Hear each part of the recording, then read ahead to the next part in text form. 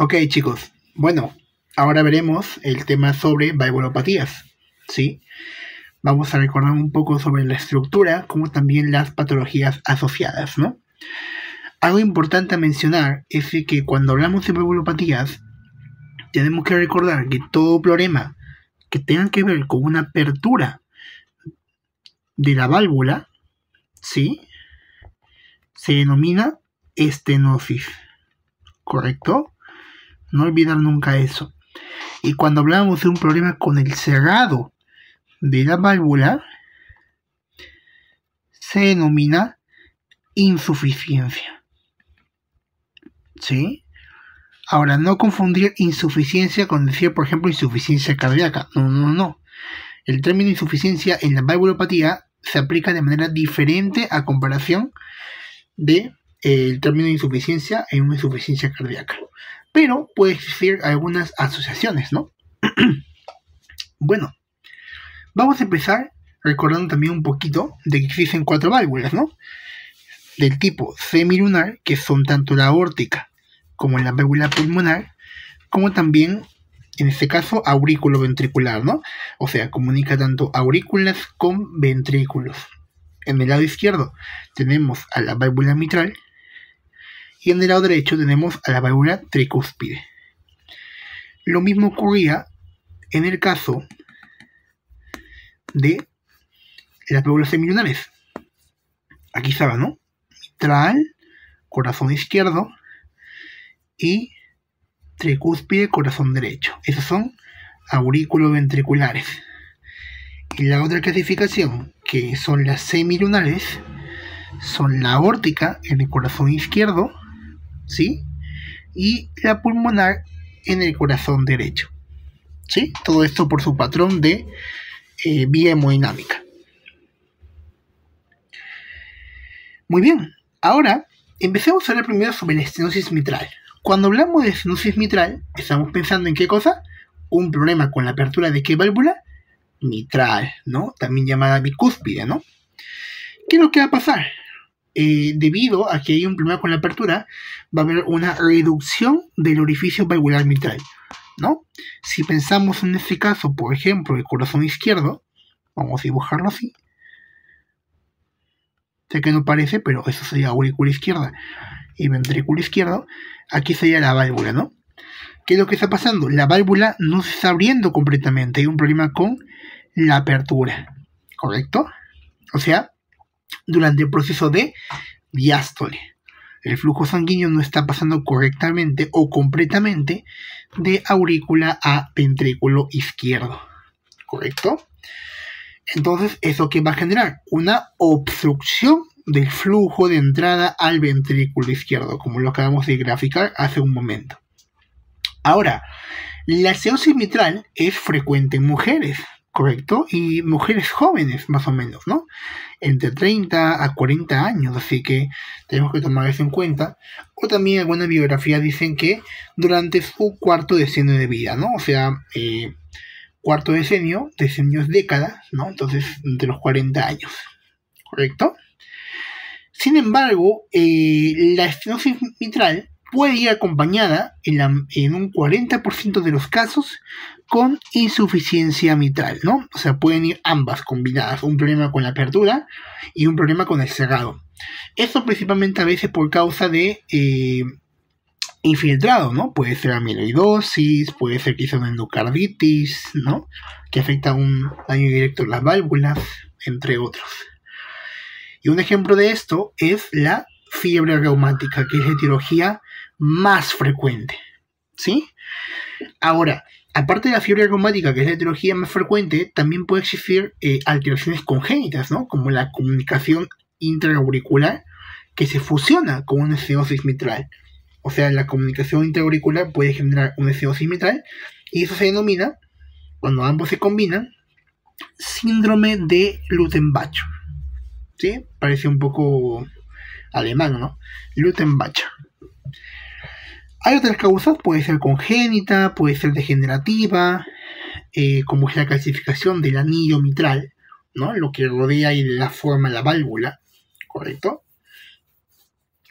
Y en cuanto a fisiopatología, ya hemos visto que todo se debe a un problema con la apertura de la válvula, ¿sí? En este caso. Lo cual va a provocar lo siguiente, que como el flujo sanguíneo no está pasando correctamente de aurícula izquierda a ventrículo izquierdo, va a ser esta, ¿no?, por gradiente de presión, la que va a tener que aumentar su presión. ¿Me dejo entender? ¿Y eso qué va a provocar? Bueno, que tenga que, en ese caso, aparte de aumentar su presión, modificar su estado, ¿no? Incluso, por ejemplo, en patologías que se complementan con esta estenosis, como por ejemplo que tienen que ver con una mayor frecuencia cardíaca, o sea, una taquiarritmia, el ejemplo más frecuente, una fibrilación auricular, puede empeorar ese cuadro clínico, ¿no? Lo cual entendamos, ¿no? Si el flujo sanguíneo no pasa correctamente de aurícula a ventrículo, ¿no?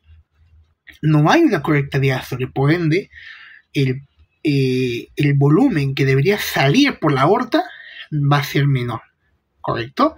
Y peor cuando es una insuficiencia, porque ahí está sumándole que hay un problema con el cerrado, o sea, también se iría el poco flujo que queda nuevamente la aurícula. O sea, quien sufre más aquí en la estenosis mitral va a ser la aurícula, ¿correcto? Ahora, eso puede ser por un flujo retrógrado, ¿correcto? Debido a que, como digo, ¿no?, como el flujo sanguíneo no está pasando de aurícula a ventrículo, parte de ese flujo va, en este caso, a acumularse en la aurícula izquierda. Por eso es un flujo retrógrado, inverso, ¿sí? Eso va a generar una rotura de pequeñas venas pulmonares, y ahí también se puede presentar otra característica clásica de la estenosis mitral, que es la hemoptisis. Debido a que el flujo sanguíneo está regresando a la aurícula, ¿no? En este caso, la aurícula, recordemos que está conectada con vasos pulmonares, ¿no?, que son las venas pulmonares. Y como esas venas pulmonares llegan a partir de los pulmones, los alvéolos, donde se realiza la difusión, perfusión, ¿sí?, la hematosis, se van a congestionar y por ende va a causar hemoptisis, ¿sí? Muy bien. Ahora, por ende, ¿qué vamos a encontrar en la clínica, no? Primero, el síntoma más frecuente, que es la disnea de esfuerzo. Y eso es debido a que como la aurícula izquierda se está congestionando, también va a congestionarse los vasos que están conectados y que traen el flujo sanguíneo a la aurícula izquierda. De hecho, por eso que es el síntoma más precoz y frecuente. O sea, todo eso, ojo, al esfuerzo, no al reposo, ¿sí? Ahora, la hemoptisis hemos visto por qué, un flujo retrógrado de aurícula izquierda a venas pulmonares, ¿no? También puede haber síntomas compresivos, porque recordemos que se está comprimiendo esa aurícula, y la aurícula izquierda está también relacionada anatómicamente con otros tejidos, y pueden causar, por ejemplo, disfagia. ¿Quieren saber por qué?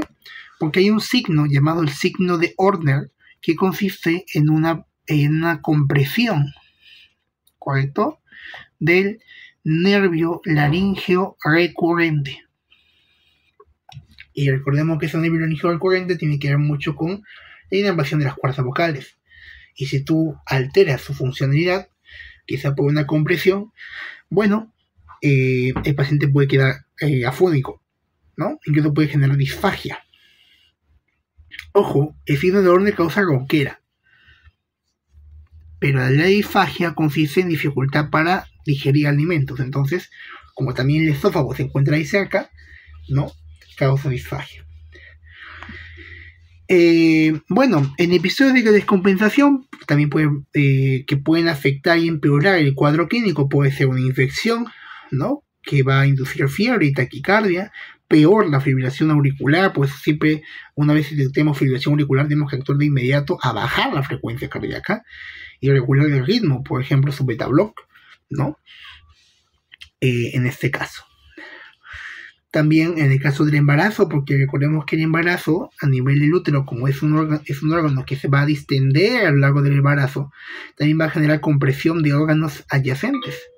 Y eso también contribuye a que el corazón resulte afectado, ¿sí? Entonces veámoslo desde ese sentido. También puede causarse embolismos, y eso es todo debido a la famosa aurícula izquierda. Como esa aurícula se está congestionando, se va a llenar de émbolos, se va va a aumentar su viscosidad, a pesar de que haga suficiente fuerza, ¿no? Entonces vean el riesgo de que genere un émbolo y genere por ende una obstrucción, ¿sí? También va a aparecer, si es que ya nos encontramos ya comprometiendo el corazón derecho, porque eso puede pasar, ¿no? Una hipertensión pulmonar. ¿Cómo el corazón derecho se compromete? Porque recordemos que el flujo sanguíneo, ¿sí?, es unidireccional, ¿no? Entonces, si aquí dibujamos al corazoncito, aquí están las venas pulmonares, ¿no? Bueno, aquí van a ser sus venas cavas, ¿no? La vena cava superior, vena cava inferior, ¿no? Y sabemos las cavidades cuáles son, ¿no? Aurícula izquierda, ventrículo izquierdo, ventrículo derecho y aurícula derecha. Entonces, ¿qué va a pasar? El flujo sanguíneo que está retornando de ventrículo a aurícula por un problema en la apertura, ¿sí?, de que se pueda abrir completamente, no se logra, el flujo se va a acumular primero en la aurícula y a largo plazo va a comprometer la circulación pulmonar, que recordemos que es donde ocurre el proceso de hematosis, ¿no? Ahí está. Y recordemos que a nivel pulmonar de los pulmoncitos también llega un flujo sanguíneo a partir del ventrículo derecho, ¿no? Que es más que todo desoxigenado para que pueda nuevamente oxigenarse. Entonces ese volumen que venía del tronco pulmonar va a regresar en sentido retrógrado. Recordemos que retrógrado quiere decir que está retrocediendo al ventrículo derecho. Y eso va a forzar ahora al ventrículo derecho para que haga más fuerza. ¿Me dejo entender? Y al hacer más fuerza va a provocar que el pulmón pueda, sus vasos sanguíneos, colapsar, porque estás induciendo una hipertensión pulmonar, ¿sí? Sé que parece medio raro, pero si lo vemos desde el punto de vista estructural fisiológico, como que ya se encuentra mejor el sentido. Así que vean que tenemos que controlar siempre una acción mitral rápido, no solamente por los signos, como ese signo de Horner o la disfagia, ¿no?, sino principalmente por ese riesgo de que dañemos la membrana alveolo-capilar por una perfusión alterada por aumento de presión, ¿sí? Porque eso es lo que está pasando, un aumento de presión. Y eso va a causar una insuficiencia ventricular derecha, lo que puede generar hipertrofia, ¿no?, entre otros. Y aquí podemos ver un cuadro que resume todo esto. Ante un aumento de la presión del volumen de la aurícula izquierda, por en este caso un problema con la apertura, ¿no?, puedes inducir una arritmia por necesidades metabólicas. Ejemplo, la clásica fibrilación auricular, frecuente en adultos mayores también, ¿sí? Puedes inducir un trombo debido a un embolismo. También la compresión de estructuras vecinas, como es el signo de Horner, que es la compresión del nervio laringeo recurrente del lado de la misma aurícula, o sea, izquierdo, ¿sí? Y por ende, posteriormente, si es que no se soluciona el tema de la aurícula, va a inducirse una congestión pulmonar, lo que va a producir que el pulmón se congestione, para la redundancia, y por ende tú luego, como ya hemos visto en el gráfico, induzcas una hipertensión pulmonar reactiva, ¿sí?, ante ese flujo retrógrado que viene con fuerza. Y por ende vas a inducir que el ventrículo derecho luego fracase y vas a poder originar peores síntomas, como es la ingurgitación yugular, los edemas y el hepatomegalia. O sea, ya estás comprometiendo técnicamente ambas circulaciones, la circulación sistémica y la circulación pulmonar. O sea, vean lo peligroso que es una estenosis mitral, ¿no? Todo eso conforme a la evolución. Ahora, ya para terminar y pasar a la insuficiencia, aquí les dejo un cuadrito que me gusta mucho porque están las fijas, vamos a llamarlo así. Ahora también mencionar de que por esa afectación del corazón derecho, ¿no?, o bueno, principalmente por la falta de perfusión, puede haber cianosis periférica o bormalar, tanto su lado como rosáceo. No es tan relevante, pero ahí les dejé el dato. Ahora, ¿qué vas a encontrar en la ocultación en una cianosis mitral? Primero, el refuerzo del primer ruido cardíaco. Acuérdense, refuerzo del primer ruido cardíaco quiere decir que va a ser más fuerte, ¿no? Y una característica importante durante ese primer ruido cardíaco, que recordemos que es el cierre de las válvulas auriculoventriculares, ¿no?, va a haber por ende un chasquido de apertura mitral, porque ante el fracaso anterior, que era este, que tenía que ver con el cierre, ¿sí?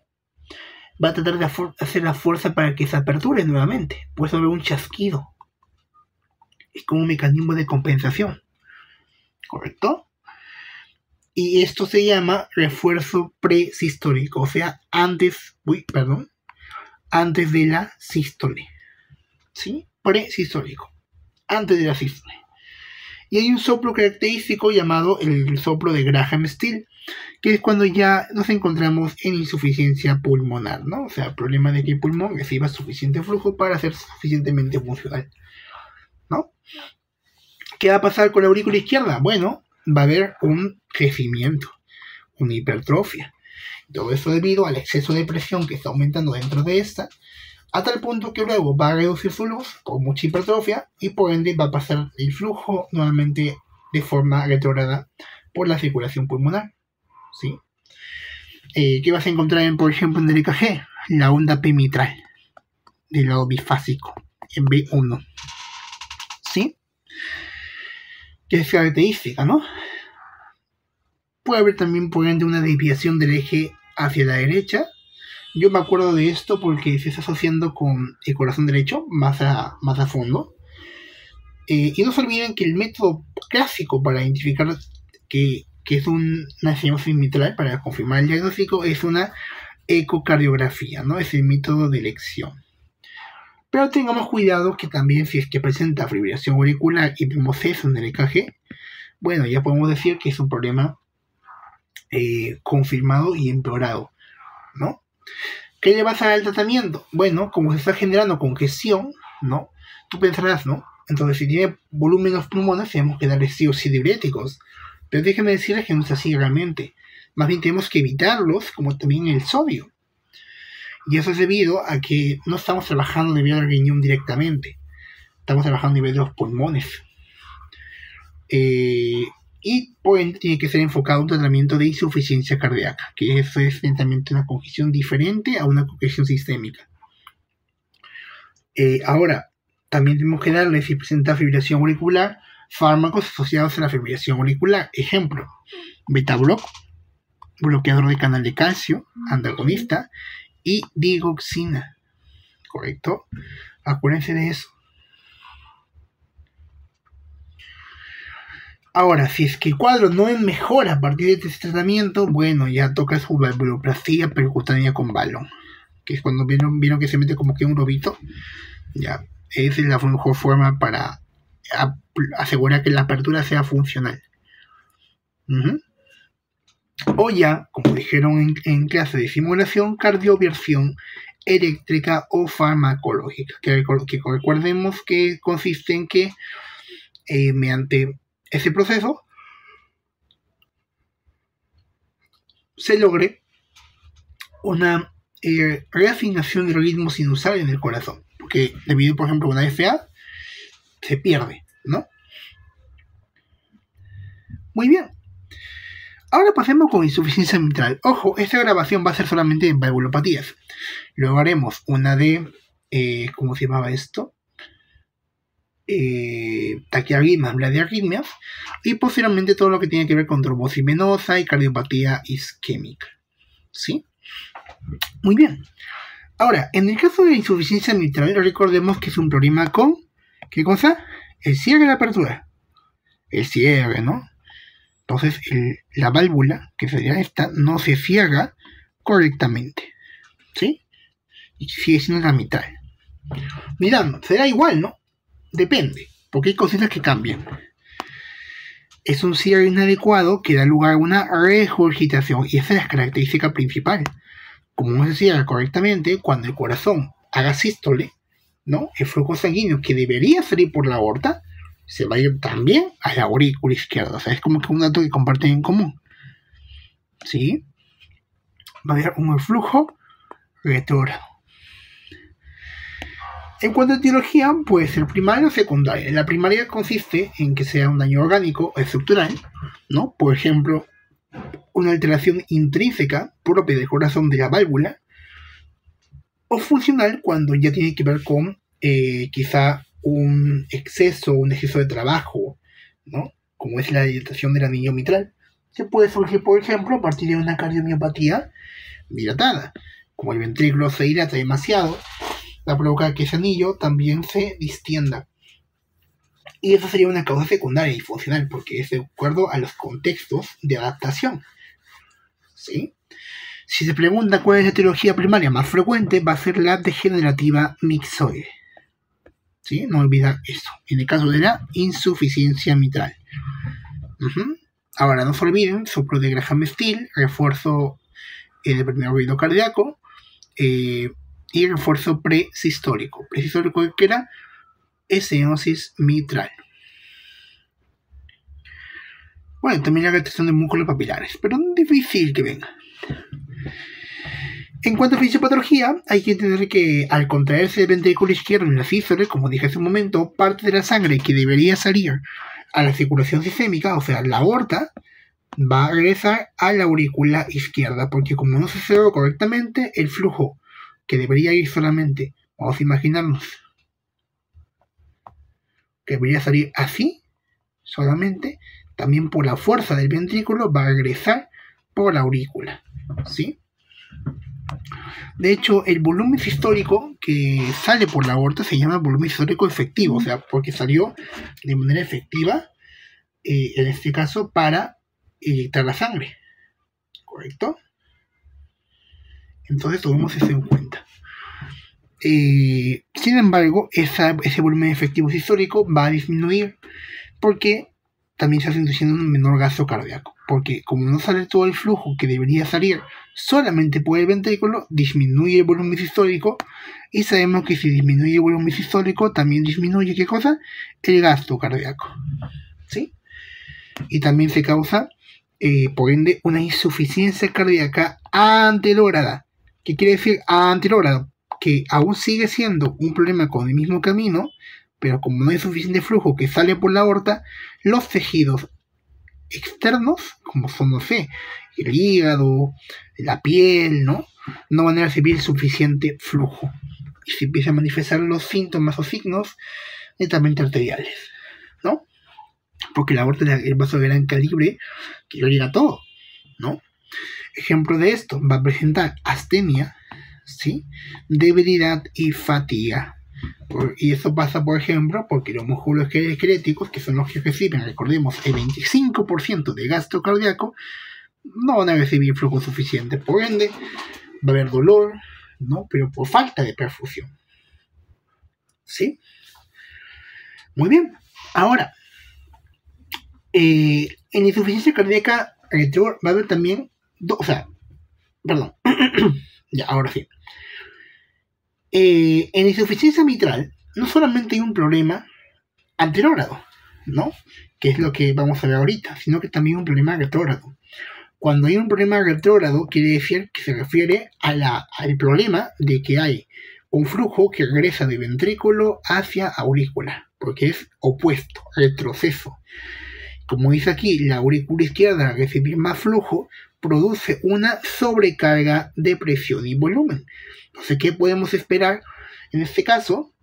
No solamente que la aurícula haga más presión, sino que también se va a congestionar. Puede, al inicio, hipertrofiarse, pero luego dilatarse, ¿sí? Hay que pensarlo así. ¿Y por qué dilatarse? Por el volumen. A mayor volumen va a distender más la aurícula, pierde su función contráctil de su propio miocardio y por ende va a dificultar el paso, ¿no? Y en el caso de la insuficiencia cardíaca anterograda, es un problema netamente con el volumen sistólico efectivo, ¿sí? Esa sangre se unirá a la que llega del pulmón, porque está nuevamente retornándose del pulmón y está tratando de entrar nuevamente al ventrículo para que salga inyectado, e intentará pasar el ventrículo izquierdo de nuevo durante la diástole. O sea, como el flujo sanguíneo, vamos a dibujarlo aquí ya.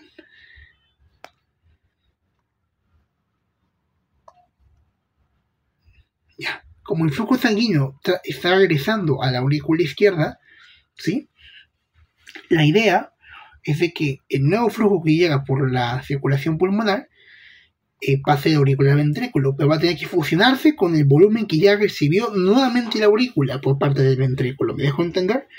Por eso se genera también un ventrículo en sobrecarga de volumen a largo plazo. O sea, primero se presenta una insuficiencia cardíaca retrógrada, que es lo lógico de una insuficiencia mitral, y luego se genera una insuficiencia cardíaca anterógrada. ¿Sí? O sea, vean la importancia. Muy bien.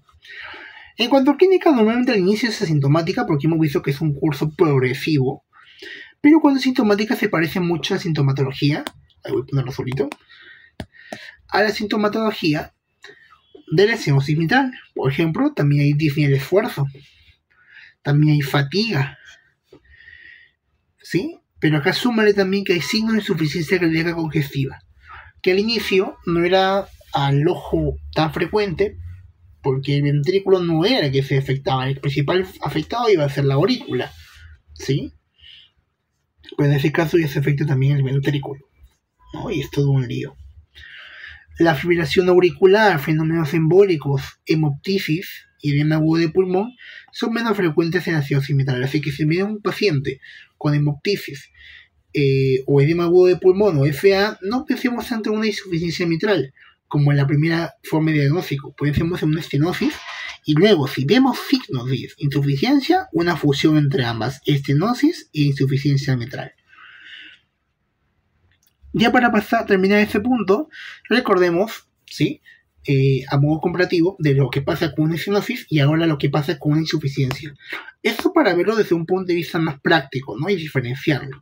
Recordemos que en base al primer ruido cardíaco había un refuerzo de R1 en la estenosis mitral, pero en el caso de una insuficiencia va a haber una disminución, o sea, en vez de que sea un efecto aumentado, va a ser un efecto disminuido. Entonces, disminución del primer ruido no es de estenosis, es de insuficiencia.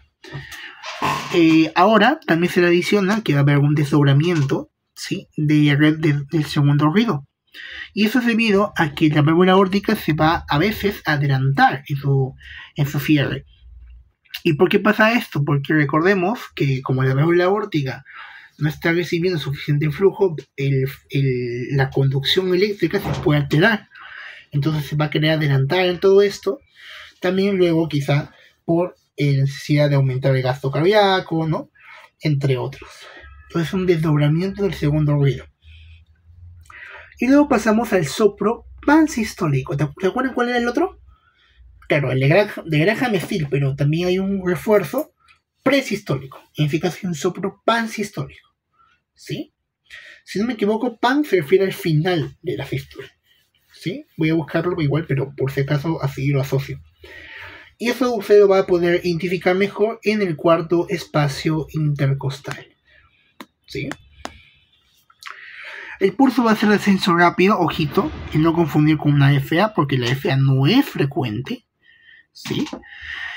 En el EKG también va a haber datos de crecimiento de aurícula izquierda, o también puede haber FA, o sea, depende, ¿no? Pero la FA ya hemos visto que no es frecuente. ¿Se puede presentar? Sí.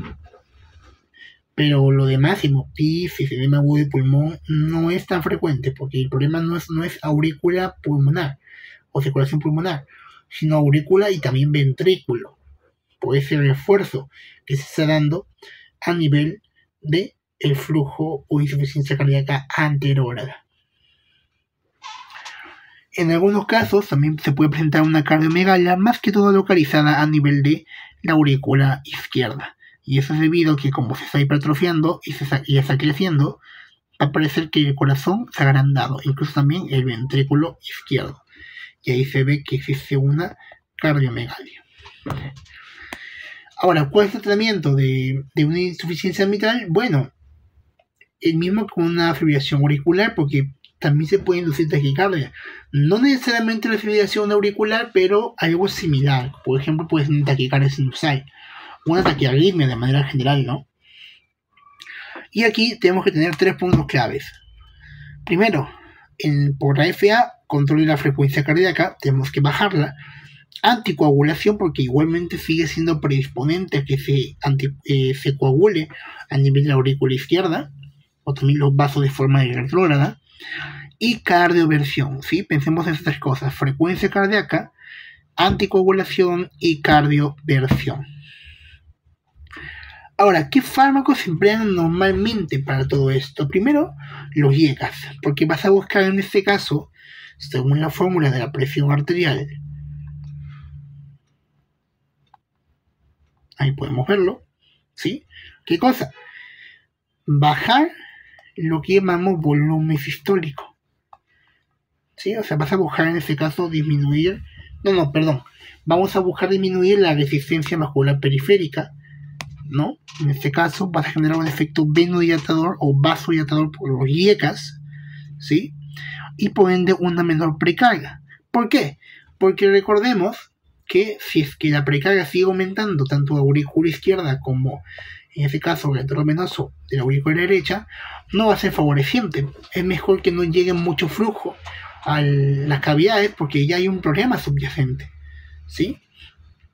Ese es el motivo. Aquí sí puedes agregarle tus diuréticos, ojito, no hay problema. Diuréticos, puedes agregarle tus digitálicos, también tus nitratos. O sea, la idea es que no llegue más flujo al corazón, porque ya no aguanta el corazón, ¿no? Y a nivel quirúrgico, bueno, tu valvuloplastia percutánea también, pues, ¿no? O sea, veamos esos cambios, ¿no? Sé que puede parecer insignificante, pero es importante al momento que quizás nos vengan preguntas de caso clínico. Entonces, veamos eso y por qué todo, ¿no? Bueno, vamos a pasar con el prolapso de válvula mitral. Luego voy a grabar la parte de aórtica y las últimas valvulopatías que son de corazón derecho, que son de hecho bien cortas, así que no hay problema. Pues puesto de que yo tengo diagnóstico comunitario, entonces voy a tener que entrar a la clase y poner en mute.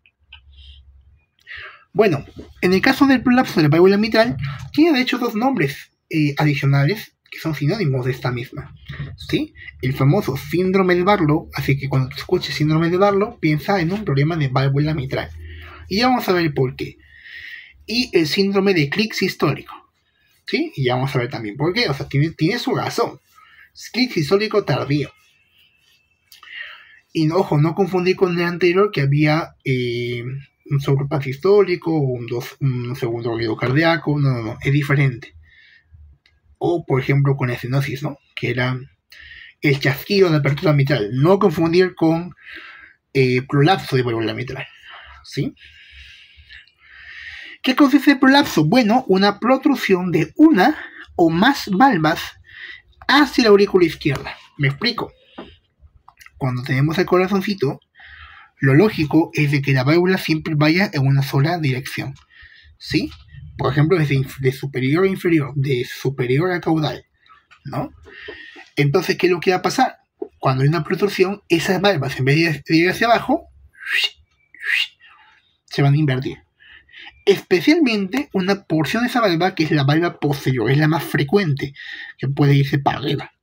Lo cual es normal, porque recordemos que la válvula, aparte de estar y controla el flujo sanguíneo que llega al ventrículo, también es un mecanismo de envío de flujo sanguíneo en una sola dirección, ¿no? Y acordemos que el prolapso de válvula mitral es la causa más frecuente, ojito, de insuficiencia mitral aislada, ¿sí? E importante, igualmente, frecuente en mujeres. En cuanto a etiología, bueno, puede ser aislada, quiere decir que, como ya hemos visto hace un momento, ¿no?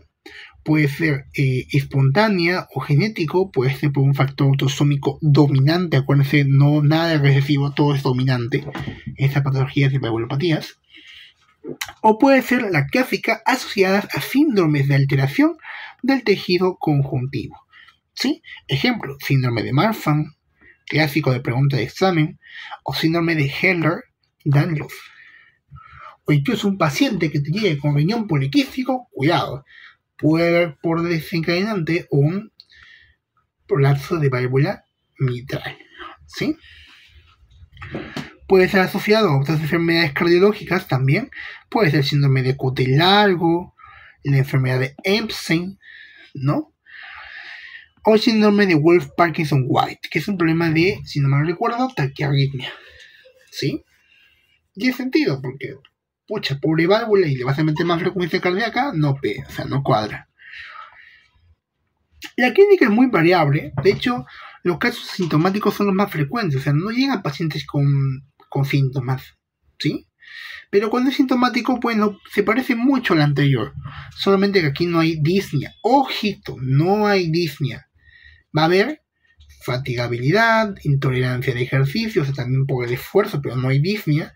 Dolores torácicos, ¿sí? Y ojo, atípicos. O sea, no es, por ejemplo, el famoso de pericarditis, dolor retroesternal o dolor punzante, ¿no? O sea, o ardiente, no.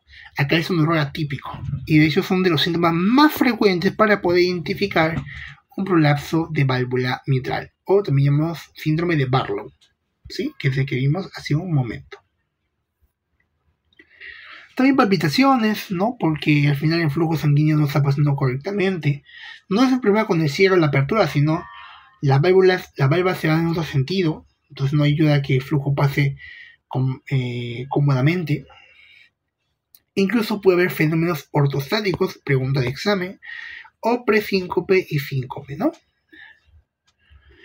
Y aquí lo curioso es de que en vez de que haya un soplo pansistólico, un soplo presistólico, un esfuerzo presistólico, mejor dicho, me acuerdo así, no va a haber eso. Va a haber un soplo mesosistólico, o sea, en medio de la sístole, ¿sí? Y eso justo al momento del prolapso de la válvula. También puede haber un soplo sistólico tardío, porque pues se llama clic tardío, clic sistólico tardío, que es lo que hemos visto aquí, miren. Clic sistólico tardío, así que podemos asociarlo por el nombre nomás, que aumenta con la bipesación, o sea, puede generar una insuficiencia mitral asociada. Muy bien. Ahora, en la ecocardiografía puede haber un movimiento abrupto, especialmente de la válvula posterior, durante la mesosístole, que es en la sístole media. Y el tratamiento va a ser todo en base a, por ejemplo, sintomatología. Ejemplo, a palpitaciones. Beta block de cajón. Primero en dosis bajas y tratamiento de elección. Así que tú piensas un paciente con prolapso, al toque, tu beta block. ¿Sí? Por ejemplo, tu propanolol, pucha, se me va el nombre, pero son todos los que terminan en LOL. Y sí o sí va a requerir un tema quirúrgico, ¿no? O sea, una reparación, no una valvuloplasia, cuidado, porque no es un problema con la apertura, es un problema de la válvula que se ha salido, ¿no? Entonces tiene que ser una reparación valvular. ¿Correcto? Bueno, muy interesante la verdad. Vean que hay formas de acordarse, hay como que cositas. Yo igualmente voy a repasarlo, pero recuerden que todo es asintomático frecuentemente. Y nada, la siguiente parte ahorita voy a estar grabándola, pero primero voy a entrar a la clase correspondiente. ¿Sí? Muy bien.